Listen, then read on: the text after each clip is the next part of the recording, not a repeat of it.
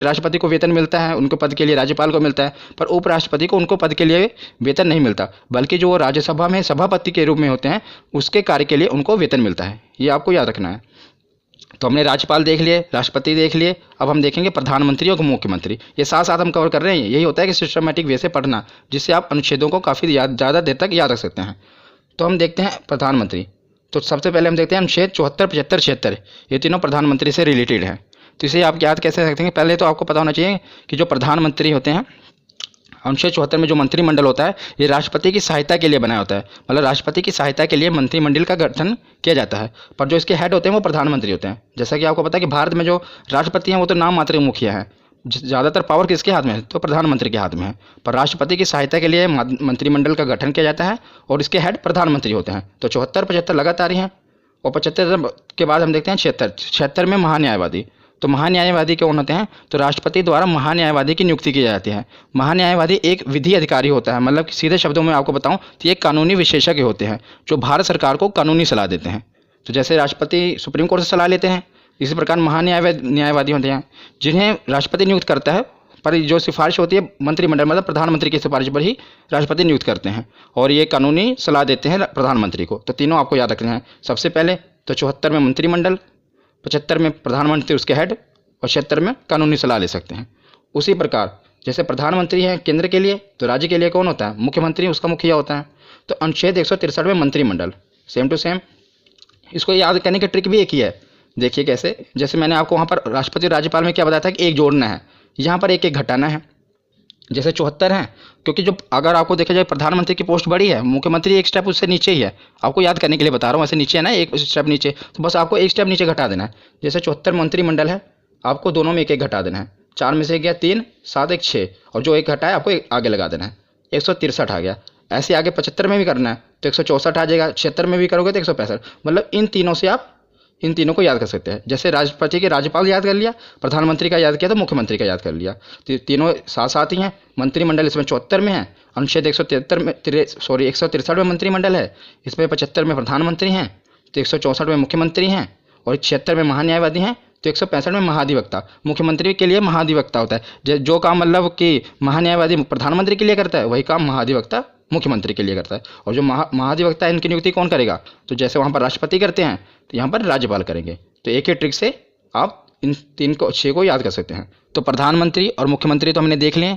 अब हम आते हैं संसद पर, क्योंकि कानून कहाँ पर बनेंगे? संसद में। तो ये तो आपको याद ही होगा क्योंकि काफ़ी इंपॉर्टेंट है, आपने याद किया ही होगा। संसद का जो वर्णन है अनुच्छेद 79 में है, 79, और उसके बाद 80 और 81 लगातार ही है, राज्यसभा और लोकसभा। तो कई बार क्या होता है हम इनके क्रम में मिस्टेक कर देते हैं। कई बार हम भूल जाते हैं कि 80 में लोकसभा आएगा या राज्यसभा आएगा। तो इसे याद करना बहुत ही सरल है और इसकी ट्रिक भी सरल है। सा से पहले संसद आएगा, रा से राज्यसभा, ला से लोकसभा, सरल। तो आप इसके क्रम को याद रख सकते हैं। पहले संसद आएगा, फिर राज्यसभा आएगा, फिर लोकसभा आएगा। ये तो केंद्र के लिए होगा। उसी प्रकार राज्य में भी है। तो जैसे केंद्र में बोला संसद है, उसी प्रकार राज्य में है विधानमंडल। मतलब राज्य में कोई कानून बनाना होता है तो विधानमंडल के तहत बनता है। तो विधानमंडल, और विधानमंडल में क्या होता है? विधानसभा और विधान परिषद। ज़्यादातर विधानसभाएं होती हैं और बस केवल 6 राज्य ही हैं जहाँ पर विधान परिषद है। मैं आपको बताऊंगा। ज़्यादातर हर जगह मतलब ज़्यादातर राज्यों में विधानसभा है। तो इसे आप याद कैसे करेंगे? जैसे हमने प्रधानमंत्री मुख्यमंत्री को किया, मतलब प्रधानमंत्री एक स्टेप ऊपर होता है, मुख्यमंत्री नीचे। उसी प्रकार केंद्र तो ऊपर है ना और राज्य नीचे। तो इसको भी ऐसे मतलब ट्रिक बता रहा हूँ आपको, तो इसको भी ऐसे ही घटाना है। 79 है, आपको एक एक घटा देना है। कितना? 9 में से गए 1, 8, और 7 में से गए 6, और जो एक घटाया एक आगे लगा देना है। तो 168। वहाँ पर संसद, यहाँ पर 168। एक ही ट्रिक से देखो आप सब याद कर रहे हैं। संसद का वर्णन और यहाँ पर विधानमंडल में। उसके बाद हम देखते हैं लोकसभा। तो लोकसभा 81 है, 81 में भी आपको 11 घटा देना है। 1 में 1 गए 0, 8 में से गए 7, और आगे एक जो घटाए लगा देना है 170। तो वहाँ पर लोकसभा और यहाँ पर विधानसभा, इसको भी आप याद कर सकते हैं। तो विधानसभा के बाद ये है विधान परिषद। ये मतलब हर जगह नहीं है, सिर्फ केवल 6 राज्यों में है। तो 6 राज्यों में है। ये भी कई बार पूछ लिया जाता है कि बताओ कि विधान परिषद किन किन राज्यों में है। तो इसकी भी एक ट्रिक है। इसकी ट्रिक है टीबी, जुकाम। क्या? टीबी और जुकाम। इससे आप याद रख सकते हैं कि कहाँ कहाँ पर विधान परिषद है। टी से जैसे हो गया तेलंगाना, बी से हो गया बिहार, तेलंगाना और बिहार। जे से जम्मू कश्मीर। तो ये जम्मू कश्मीर पहले था, लेकिन अब जब से ये केंद्र शासित प्रदेश बन गया है तो यहाँ पर विधान परिषद खत्म कर दी गई है। और ये पूछा जाता है कि किस राज्य में विधान परिषद खत्म कर दिया गया है। तो याद रखिएगा, अब तो केंद्र शासित बन गया ना, तो जम्मू कश्मीर में। तो ये आप ट्रिक है, इसलिए मैंने आपको पूरा बता दिया, पर आपको ये भी याद होना चाहिए कि जे अब खत्म हो चुका है। IU यू से उत्तर प्रदेश, के से कर्नाटक, ए से आंध्र प्रदेश और एम से महाराष्ट्र। आंध्र प्रदेश भी अब जो है अपनी विधानसभा में उसने ये प्रस्ताव पारित किया है कि हमारे यहाँ विधान परिषद को ख़त्म कर दिया जाए, पर अभी वर्तमान में ख़त्म नहीं हुई है। तो कि 6 राज्यों में अभी भी है, पहले तेलंगाना, बी से बिहार, जम्मू कश्मीर ख़त्म हो गया।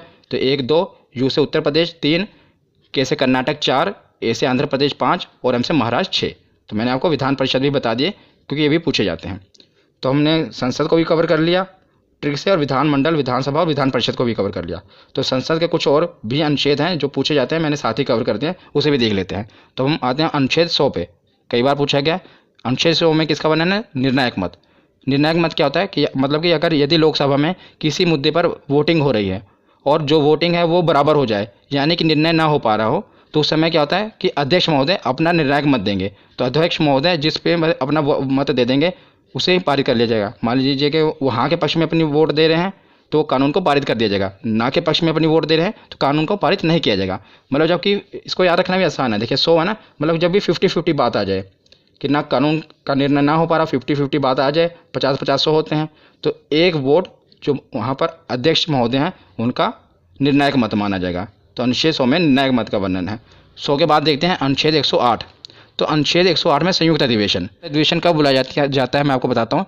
मान लीजिए लोकसभा में कोई चीज़ पे बिल पर बहस चल रही है और कोई निर्णय नहीं लिया जा पा रहा है, तो क्या किया जाता है कि लोकसभा में बिल अटका पड़ा है और राज्यसभा में भी अभी पहुंचा नहीं, तो लोकसभा और राज्यसभा की दोनों की संयुक्त अधिवेशन बुलाया जाता है।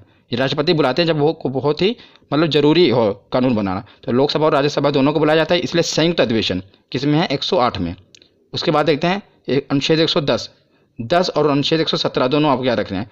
110 में धन अधिवेशन और 117 में वित्त विधेयक। इसको धन विधेयक भी कहते हैं, धन विधेयक और वित्त विधेयक। ये काफ़ी कन्फ्यूजिंग है, धन विधेयक और वित्त विधेयक कई बार पूछे गए हैं। मतलब इसका पूछा क्या जाता है, इसकी डेफिनेशन पूछी जाती है, इसमें होता क्या है ये भी पूछा जाता है कि 10 में क्या है। पहले तो आप याद रखते हैं 10 और धन। 110 में धन अधिवेशन और 117 में विधेयक, धन विधेयक और वित्त विधेयक।